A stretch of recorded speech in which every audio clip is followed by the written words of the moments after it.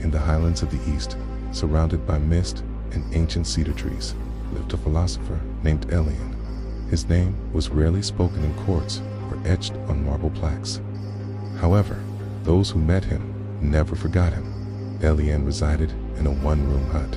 While the walls had no scrolls, there were no servants and no honors, only silence, tea, and time. He had once been a man of many words. In his youth, Elian was a well-known debater in the capital. He could twist logic easily and shatter a man's confidence with a single syllable. Kings sought his advice, scholars envied his sharp mind, but he grew weary, not of thinking, but of winning. He began to notice something troubling. Each time he defeated an opponent, they left feeling colder, smaller, and more hardened. And with each victory, he felt emptier. So one morning, without any announcement or ceremony, Elian left the city. He walked for weeks until the walls of civilization faded behind him. In the stillness of the highlands, he finally stopped.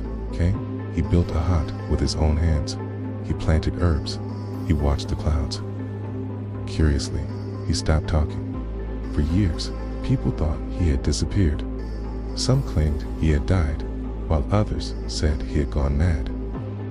Travelers began to tell stories of a silent man in the mountains, man who said nothing, yet transformed lives.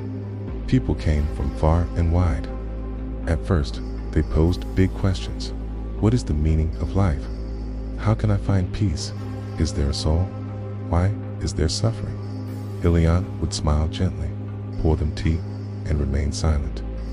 Some found him rude. Others stayed. Those who stayed began to change. One woman, a grieving mother, sat with him for 4 days. On the 5th day, she wept and finally slept for the first time in weeks.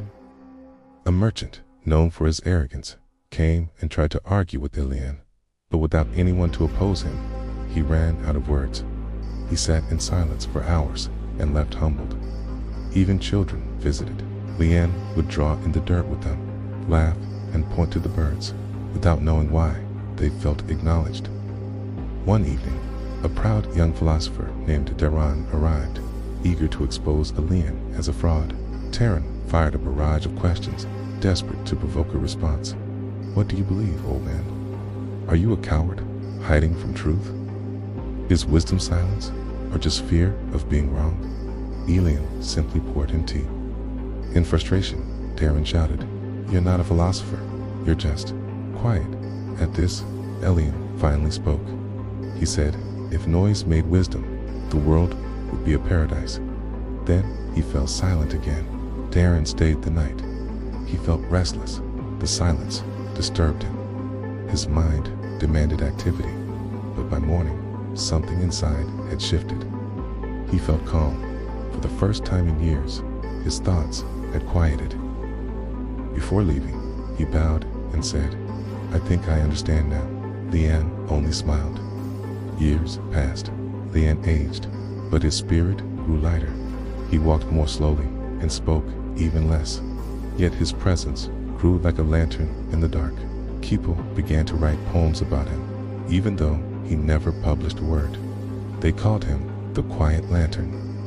He did not shine with heat or flash. He simply glowed. A visiting monk once asked him, "Master Elian, if someone seeks truth, where should they begin?" Elian pointed to the ground. The monk asked, "What do you mean?" Elian answered, "First, stop running. Then, listen to where you are." Another visitor asked, "What is the greatest enemy of wisdom?" Elian replied, "Certainty." Children adored Elian, not because he taught them lessons, but because he listened to them like they mattered. One child asked, "Why are you so quiet, Master?" He chuckled and said, "Because you're already saying everything I need to hear." In his final years, Elian planted a garden that no one cared for but him. He believed gardening was the most honest form of philosophy.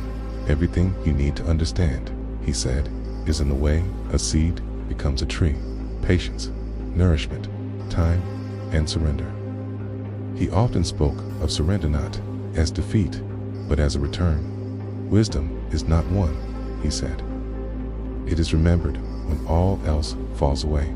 When Elian passed away, he left no will, final words, or possessions, just his garden, his hut, and a small clay teacup. Pilgrims still visit the place where he lived. They sit on the floor where he once sat. Some bring questions, while others just bring silence. All leave feeling lighter.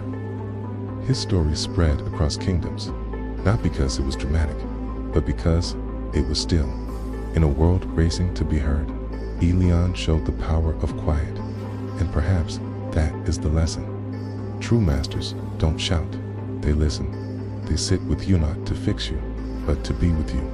They shine, not by trying to shine, but by removing everything that is not light. So, the next time you search for answers in noise, try silence, try stillness, pour some tea, watch the wind, and listen for the quiet lantern that already lives within you.